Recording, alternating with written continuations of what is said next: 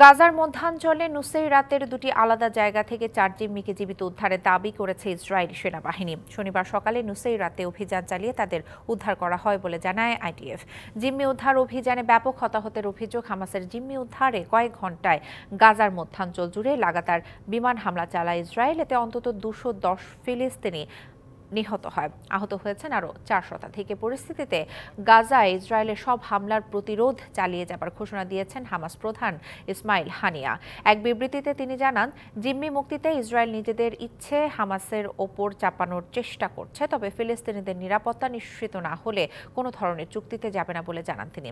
এদিকে 9 মাসের যুদ্ধে মাত্র 4 জিম্মিকে উদ্ধার ইসরায়েলের জন্য কোনো অর্জন নয়, বরং পরাজয় বলে মন্তব্য করেছে দেশটির জ্যেষ্ঠ নেতা সামি আবু জুহরি।